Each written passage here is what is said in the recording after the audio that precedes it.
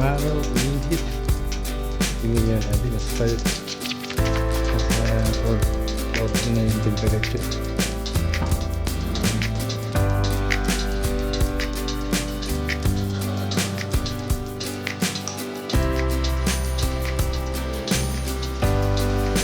Ano nga ba?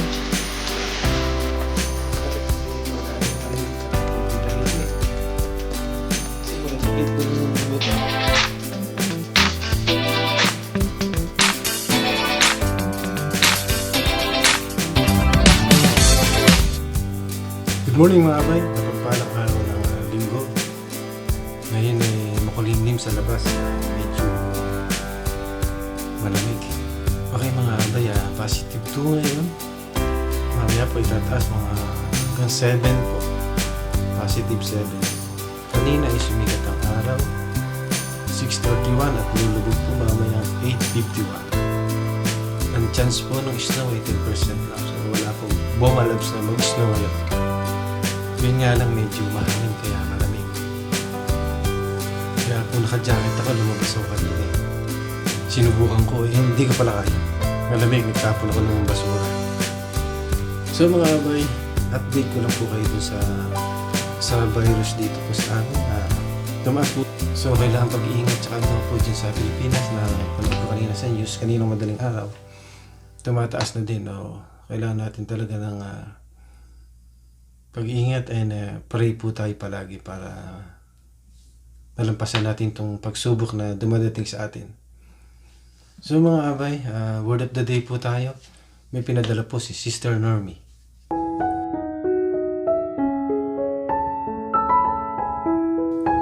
From Matthew chapter 11 verse 28 to 29. Nabasahin ko po sa inyo. Come to me all you are that weary and carrying heavy burdens, and I will give you rest. Take my yoke upon you and learn from me, for I am gentle and humble in heart, and you will find rest for your souls. Yan po ang pinadala ni Sister Normie. Shoutout po kay Sister Normie at saka kay Brother James. And mga abay, medyo yung panahon on and off yung araw. Bala ko sanang magluto mamaya sa labas. So, tingnan po natin kung ano magiging kaganapan mamaya. Tingnan natin ang panahon. Kasi hindi ako pwedeng mag-stay ng matagal sa labas pag maginaw po. Alam niyo naman po. Uwiki. Sige po, mamaya po. Update maraming po. Salamat po pala dun sa mga bagong subscriber. Yung mga bagong nag-subscribe. Thank you very much po sa inyo sa pag-subscribe. And then, dun po sa mga dati, patuloy lang po kayo manood ng aking mga videos. Meron pa pang susunod ng mga ibang kaganapan. Yung mga usual din po na pagluluto, kaya lang po, para ma-entertain kayo at ma-entertain din ako. Maraming salamat po and see you in a few moments. Welcome back again mga abay. Medyo nagpahinga ako kasi hinintay kong gumanda yung panahon Makulimlim, dagim, ika nga sa tiyao. Pwede na siguro niya na positive 5 na Inihintay kong positive 10 para pwedeng mag-ihaw sa labas So ngayon, pwede na siguro, magja-jacket na lang ako. Ang iihawin natin ay pinaputok na tilapia na may asparagus. Samahan niyo ako. Let's go!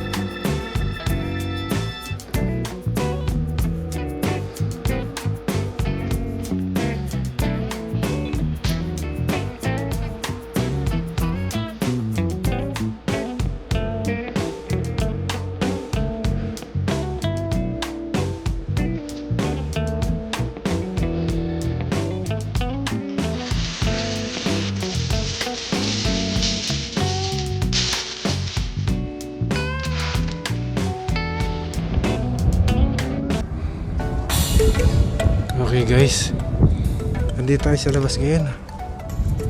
Here we go. Luto na tayo. Oh my god.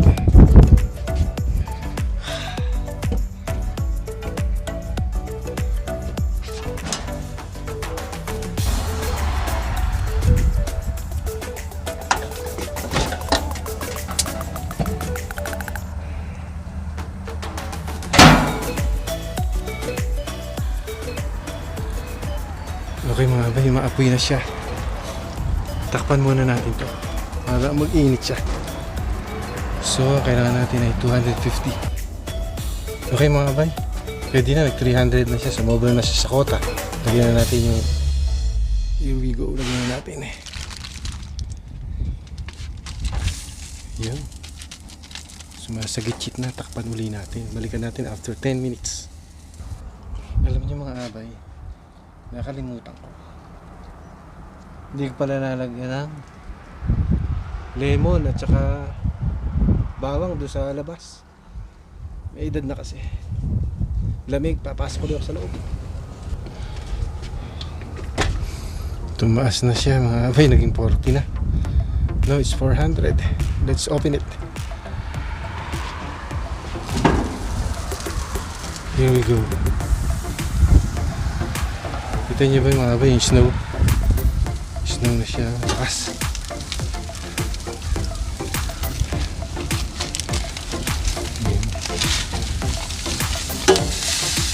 Malakas ang snow.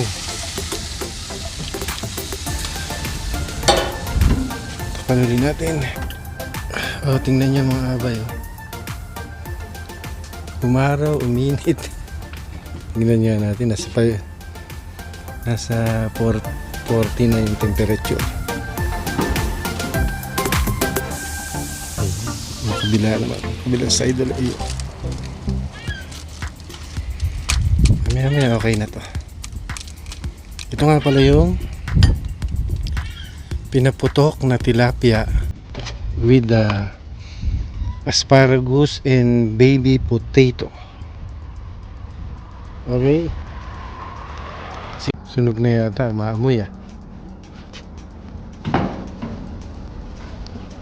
Okay.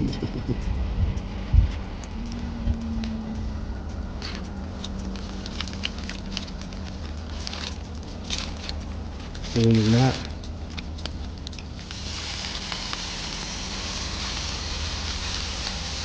Lagyan na masarap, medyo may tutong-tutong. Mga 5 minutes, pwede na to. Hihina ko na yung kapoy, yung mahabay. Pasensya na yung mahabay, medyo kantayo mo yun. Hindi masyadong kapag-vlog gawa ng alam nyo na. Malamig. Ito sana ang bala ko Outside, ano pala? Backyard cooking, wala naman yung backyard. Niluto sana ako ng pininyahang manok or ginataang manok. Kaya lang umuulan, hindi makapagluto. Umuulan, mag-i-snow. Sabi ko pa naman kanina, bumalabs na mag-snow pero nag-snow na 10%. Ang dami. Pamabay. Babalik ako mamaya. I think it's good na mga guys. So let's turn it off.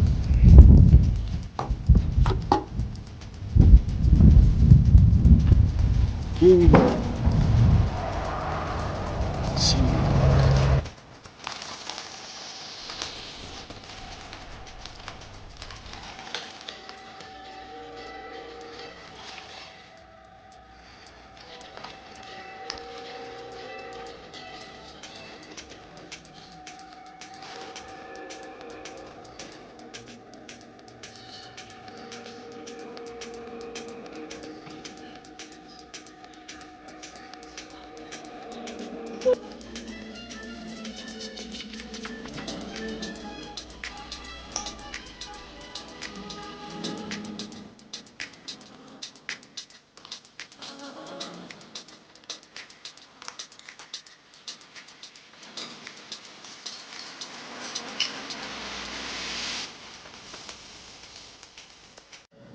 Hello mga bay. Hindi ko na pinakita sa inyo yung pagkain ko kanina at saka medyo tahimik. Kasi malilate na yung niluto ko nung oras na ako nakapagluto eh. Hinintay ko pa kasi yung panahon kung gaganda siya or iinit. Kita nyo naman kayo, medyo nag-i-snow pa ng konti-konti eh. Kaya ayun, naluto ko naman din yung aking pinaputok na tilapia with asparagus and baby potato. Ayun po. So mga abay, Bible verse daily po tayo. From Luke chapter 24 verse 47 to 48. And that repentance and forgiveness of sins is to be proclaimed in His name to all nations, beginning from Jerusalem. You are witnesses of these things.